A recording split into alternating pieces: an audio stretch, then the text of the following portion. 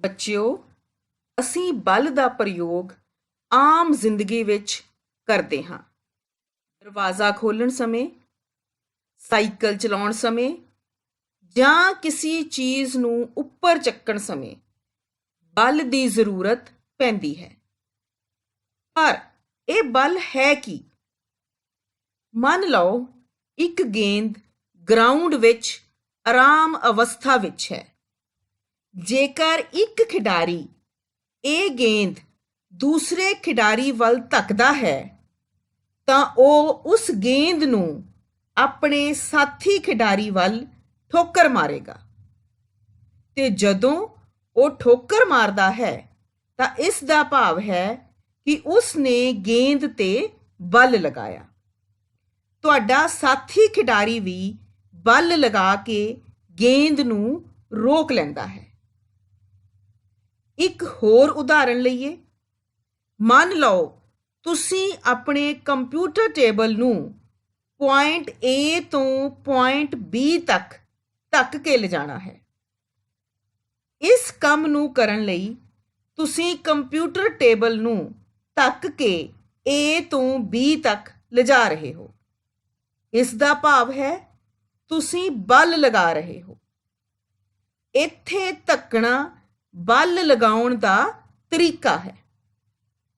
ਜੇਕਰ ਤੁਸੀਂ ਕੋਈ ਚੀਜ਼ ਮੇਜ਼ ਤੋਂ ਉੱਪਰ ਚੱਕ ਰਹੇ ਹੋ ਤਾਂ ਇਸ ਦਾ ਭਾਵ ਹੈ ਕਿ ਤੁਸੀਂ ਉੱਪਰ ਚੱਕਣ ਦੇ ਤਰੀਕੇ ਨਾਲ ਬਲ ਲਗਾਇਆ ਹੈ। ਇਸ ਲਈ ਬੱਚਿਓ, ਠੋਕਰ ਮਾਰਨਾ, ਰੋਕਣਾ, ਧੱਕਣਾ ਅਤੇ ਉੱਪਰ ਚੁੱਕਣਾ ਬਲ ਹੈ। ਵਿਗਿਆਨ ਵਿੱਚ ਕਿਸੇ ਵਸਤੂ ਉੱਤੇ ਲੱਗਣ ਵਾਲੇ ਧੱਕੇ ਜਾਂ ਖਿਚਾਅ ਨੂੰ ਬਲ ਕਹਿੰਦੇ ਹਨ। ਇਹ ਬਲ ਦੋ ਵਸਤੂਆਂ ਦੀ ਪਰਸਪਰ ਕਿਰਿਆ ਕਾਰਨ ਲੱਗਦਾ ਹੈ।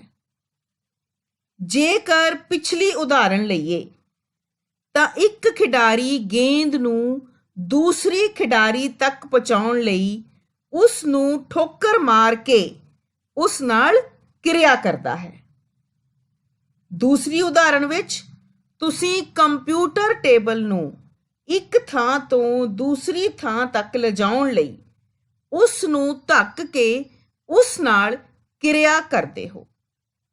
ਇਸ ਲਈ ਬੱਚਿਓ, ਇਹਨਾਂ ਉਦਾਹਰਣਾਂ ਤੋਂ ਇਹ ਸਿੱਟਾ ਨਿਕਲਦਾ ਹੈ ਕਿ ਬਲ ਲੱਗਣ ਲਈ ਘੱਟੋ ਘੱਟ ਦੋ ਵਸਤੂਆਂ ਵਿੱਚ ਪਰਸਪਰ ਕਿਰਿਆ ਹੋਣੀ ਜ਼ਰੂਰੀ ਹੈ।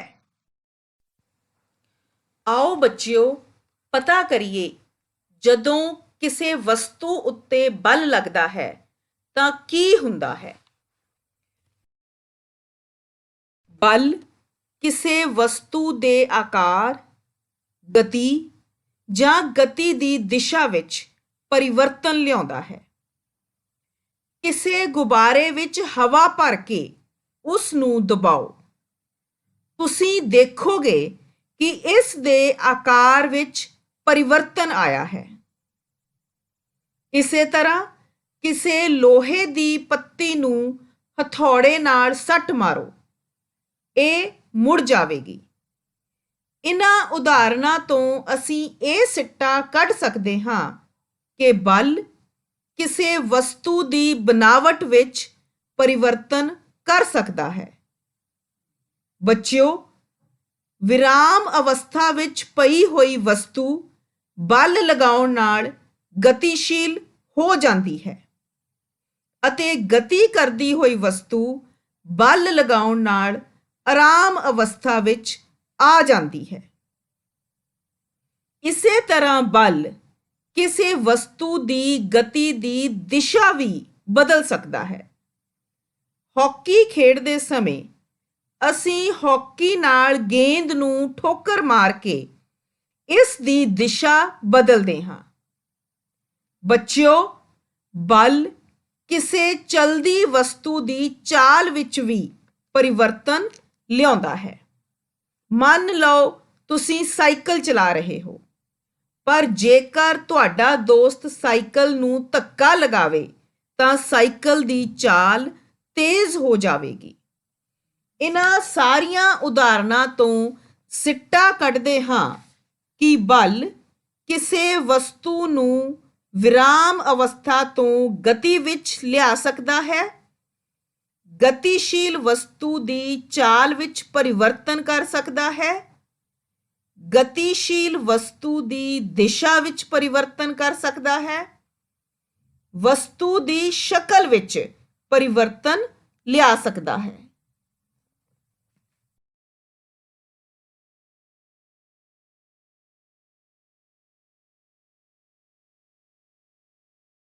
ਅਸੀਂ ਜਾਣਦੇ ਹਾਂ ਕਿ ਬਲ ਦੋ ਵਸਤੂਆਂ ਦੀ ਪਰਸਪਰ ਕਿਰਿਆ ਕਾਰਨ ਲੱਗਦਾ ਹੈ, ਪਰੰਤੂ ਦੋ ਵਸਤੂਆਂ ਪਰਸਪਰ ਕਿਰਿਆ ਕਿਵੇਂ ਕਰਦੀਆਂ ਹਨ? ਇਸ ਪਰਸਪਰ ਕਿਰਿਆ ਨਾਲ ਬਲ ਦੋ ਤਰ੍ਹਾਂ ਲਗਾ ਸਕਦੇ ਹਾਂ, ਸੰਪਰਕ ਬਲ ਅਤੇ ਅਸੰਪਰਕ ਬਲ। ਸੰਪਰਕ ਬਲ ਸੰਪਰਕ ਬਲ ਲਗਾਉਣ ਲਈ ਦੋ ਵਸਤੂਆਂ ਦਾ ਆਪਸ ਵਿੱਚ ਸੰਪਰਕ ਹੋਣਾ ਜ਼ਰੂਰੀ ਹੈ। ਮੰਨ ਲਓ ਤੁਹਾਨੂੰ ਪਿਆਸ ਲੱਗੀ ਹੈ ਅਤੇ ਤੁਹਾਡੇ ਸਾਹਮਣੇ ਟੇਬਲ ਉੱਤੇ ਪਾਣੀ ਦਾ ਭਰਿਆ ਗਲਾਸ ਪਿਆ ਹੈ। ਆਪਣੀ ਪਿਆਸ ਬੁਝਾਉਣ ਲਈ ਤੁਹਾਨੂੰ ਟੇਬਲ ਤੋਂ ਗਲਾਸ ਚੁੱਕ ਕੇ ਮੂੰਹ ਤੱਕ ਲਿਜਾਣਾ ਪਏਗਾ। ਇਸ ਦਾ ਭਾਵ ਤੁਸੀਂ ਗਲਾਸ ਉੱਤੇ ਬਲ ਲਗਾਇਆ, ਤੁਸੀਂ ਗਲਾਸ ਨੂੰ ਹੱਥ ਵਿੱਚ ਫੜ ਕੇ ਮੂੰਹ ਤੱਕ ਲੈ ਕੇ ਗਏ। ਤੁਹਾਡੇ ਹੱਥ ਅਤੇ ਗਲਾਸ ਵਿੱਚ ਸਿੱਧਾ ਸੰਪਰਕ ਹੈ। ਇਸ ਲਈ ਬੱਚਿਓ, ਇਹ ਬਲ ਸੰਪਰਕ ਬਲ ਹੈ। ਤੁਸੀਂ ਪਹਿਲਾਂ ਵੀ ਉਦਾਹਰਣ ਵਿੱਚ ਦੇਖਿਆ ਹੈ ਕਿ ਤੁਸੀਂ ਆਪਣੇ ਦੋਸਤ ਨੂੰ ਬਾਲ ਪਾਸ ਕਰ ਰਹੇ ਹੋ। ਅਜਿਹਾ ਕਰਨ ਲਈ ਤੁਹਾਨੂੰ ਬਾਲ ਨੂੰ ਠੋਕਰ ਮਾਰਨੀ ਪਵੇਗੀ, ਭਾਵ ਤੁਹਾਡੇ ਪੈਰ ਦਾ ਬਾਲ ਨਾਲ ਸੰਪਰਕ ਹੋਵੇਗਾ। ਇਸੇ ਤਰ੍ਹਾਂ ਤੁਹਾਡਾ ਦੋਸਤ ਆਪਣੇ ਪੈਰ ਨਾਲ ਬਾਲ ਦਾ ਸੰਪਰਕ ਬਲ ਬਣਾ ਕੇ ਉਸ ਨੂੰ ਰੋਕੇਗਾ।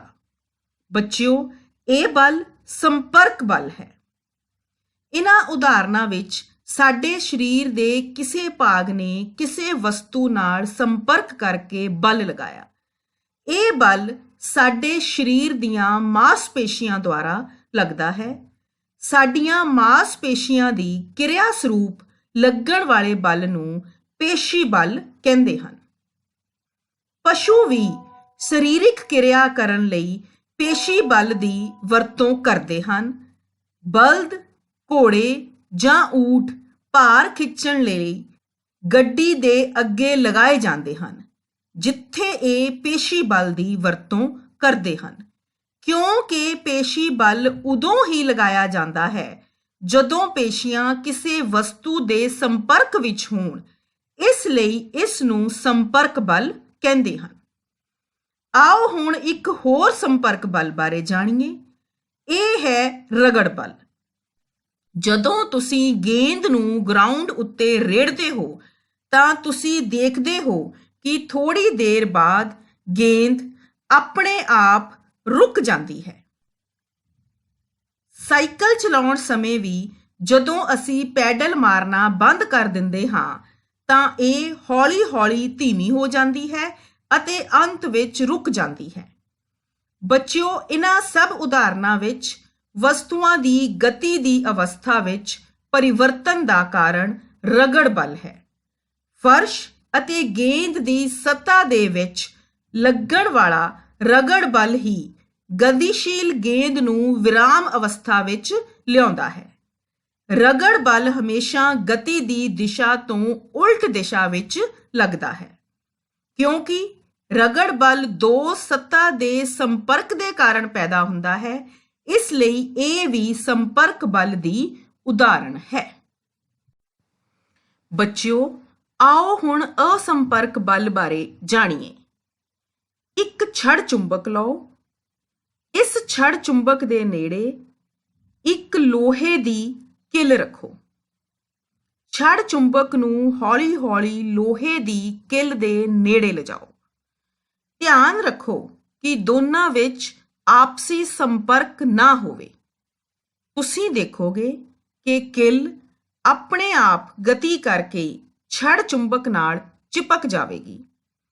ਇਸ ਦਾ ਭਾਵ ਚੁੰਬਕ ਨੇ ਬਿਨਾਂ ਸੰਪਰਕ ਕੀਤਿਆਂ ਕਿੱਲ ਨੂੰ ਆਪਣੇ ਨਾਲ ਜੋੜ ਲਿਆ। ਛੜ ਚੁੰਬਕ ਦੁਆਰਾ ਲਗਾਇਆ ਗਿਆ ਬਲ ਚੁੰਬਕੀ ਬਲ ਹੈ। ਇਸ ਬਲ ਨੂੰ ਅਸੰਪਰਕ ਬਲ ਕਿਹਾ ਜਾਂਦਾ ਹੈ। ਆਓ ਇੱਕ ਹੋਰ ਉਦਾਹਰਣ ਦੇਖੀਏ।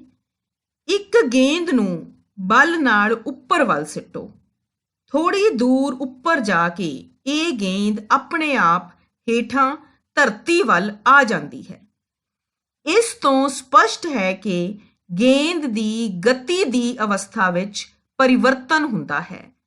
ਵਸਤੂਆਂ ਧਰਤੀ ਵੱਲ ਇਸ ਲਈ ਆਉਂਦੀਆਂ ਹਨ ਕਿਉਂਕਿ ਇਹ ਉਹਨਾਂ ਨੂੰ ਆਪਣੇ ਵੱਲ ਆਕਰਸ਼ਿਤ ਕਰਦੀ ਹੈ। ਇਸ ਬਲ ਨੂੰ ਗੁਰੁਤਵੀ ਬਲ ਕਿਹਾ ਜਾਂਦਾ ਹੈ। ਇਹ ਬਲ ਵੀ ਅਸੰਪਰਕ ਬਲ ਦੀ ਉਦਾਹਰਣ ਹੈ। ਹੁਣ ਇੱਕ ਹੋਰ ਅਸੰਪਰਕ ਬਲ ਬਾਰੇ ਜਾਣੀਏ। ਦੋ ਗੁਬਾਰਿਆਂ ਨੂੰ ਹਵਾ ਵਿੱਚ ਲਟਕਾਓ। ਕੀ ਇਹਨਾਂ ਵਿੱਚ ਕੋਈ ਬਲ ਲੱਗ ਰਿਹਾ ਹੈ? ਨਹੀਂ। ਹੁਣ ਇੱਕ ਗੁਬਾਰੇ ਨੂੰ ਹੱਥ ਵਿੱਚ ਫੜ ਕੇ ਊਨੀ ਕੱਪੜੇ ਨਾਲ ਰਗੜੋ।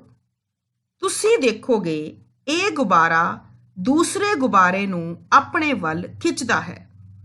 ਇਸ ਦਾ ਭਾਵ ਇਹਨਾਂ ਦੋਨਾਂ ਵਿੱਚ ਕੋਈ ਬਲ ਲੱਗ ਰਿਹਾ ਹੈ। ਊਨੀ ਕੱਪੜੇ ਨਾਲ ਰਗੜਨ ਕਾਰਨ ਗੁਬਾਰਾ ਚਾਰਜਿਤ ਹੋ ਗਿਆ ਅਤੇ ਉਸ ਨੇ ਅਣਚਾਰਜਿਤ ਗੁਬਾਰੇ ਨੂੰ ਆਪਣੇ ਵੱਲ ਖਿੱਚ ਲਿਆ। ਬੱਚਿਓ, ਇਹ ਬਲ ਸਥਿਰ ਬਿਜਲਈ ਬਲ ਹੈ। ਵਸਤੂਆਂ ਦੇ ਸੰਪਰਕ ਵਿੱਚ ਨਾ ਹੋਣ ਤੇ ਵੀ ਇਹ ਬਲ ਕਾਰਜ ਕਰਦਾ ਹੈ। ਇਸ ਲਈ ਅਸੰਪਰਕ ਬਲ ਤਿੰਨ ਤਰ੍ਹਾਂ ਦਾ ਹੋ ਸਕਦਾ ਹੈ: ਚੁੰਬਕੀ ਬਲ, ਗੁਰੁਤਵੀ ਬਲ ਅਤੇ ਸਥਿਰ ਬਿਜਲਈ ਬਲ। ਬੱਚਿਓ, ਜਦੋਂ ਤੁਸੀਂ ਕਿੱਲ ਨੂੰ ਹਥੌੜੇ ਨਾਲ ਠੋਕਦੇ ਹੋ ਤਾਂ ਚਪਟੇ ਸਿਰੇ ਉੱਤੇ ਸੱਟ ਮਾਰਦੇ ਹੋ। ਕਿੱਲ ਦਾ ਤਿੱਖਾ ਸਿਰਾ ਹਥੌੜੇ ਨਾਲ ਲਗਾਏ ਗਏ ਬਲ ਕਾਰਨ ਕੰਧ ਵਿੱਚ ਚਲਾ ਜਾਂਦਾ ਹੈ। ਪਰ ਜੇ ਤੁਸੀਂ ਤਿੱਖੇ ਸਿਰੇ ਤੇ ਹਥੌੜੇ ਨਾਲ ਬਲ ਲਗਾ ਕੇ ਚਪਟੇ ਸਿਰੇ ਨੂੰ ਕੰਧ ਵਿੱਚ ਧੱਕਣ ਦੀ ਕੋਸ਼ਿਸ਼ ਕਰੋ ਤਾਂ ਕੀ ਹੋਵੇਗਾ? ਬਾਰ-ਬਾਰ ਹਥੌੜੇ ਉੱਤੇ ਸੱਟ ਮਾਰਨ ਤੇ ਵੀ ਕਿੱਲ ਕੰਧ ਵਿੱਚ ਨਹੀਂ ਜਾਵੇਗੀ। ਇਸ ਦਾ ਕੀ ਕਾਰਨ ਹੈ? ਇਸ ਦਾ ਕਾਰਨ ਇਹ ਹੈ ਕਿ ਤਿੱਖੇ ਸਿਰੇ ਨੇ ਕੰਧ ਉੱਤੇ ਜ਼ਿਆਦਾ ਦਾਬ ਦਿੱਤਾ। ਭਾਵੇਂ ਦੋਹਾਂ ਸਥਿਤੀਆਂ ਵਿੱਚ ਇੱਕੋ ਜਿਹਾ ਬਲ ਲਗਾਇਆ ਗਿਆ, ਪਰੰਤੂ ਇਹ ਬਲ ਅਲੱਗ-ਅਲੱਗ ਖੇਤਰਫਲ ਤੇ ਲਗਾਇਆ ਗਿਆ। ਕਿੱਲ ਦੇ ਤਿੱਖੇ ਸਿਰੇ ਦਾ ਖੇਤਰਫਲ ਚਪਟੇ ਸਿਰੇ ਨਾਲੋਂ ਘੱਟ ਹੈ। ਇਸ ਲਈ ਬੱਚਿਓ, ਦਾਬ ਬਰਾਬਰ ਹੈ ਬਲ ਬਟਾ ਖੇਤਰਫਲ। ਇਹ ਬਲ ਇਕਾਈ ਖੇਤਰਫਲ ਉੱਤੇ ਲੱਗਦਾ ਹੈ। ਦਾਬ ਦੀ ਇਕਾਈ ਨਿਊਟਨ ਪਰ ਮੀਟਰ ਸਕੁਅਰ ਹੈ। ਦਾਬ ਦੀ ਇਕਾਈ ਪਾਸਕਲ ਵੀ ਹੈ, ਜੋ ਕਿ ਇੱਕ ਪ੍ਰਸਿੱਧ ਵਿਗਿਆਨੀ ਬਲੇਜ਼ ਪਾਸਕਲ ਦੇ ਸਨਮਾਨ ਵਿੱਚ ਦਿੱਤੀ ਗਈ।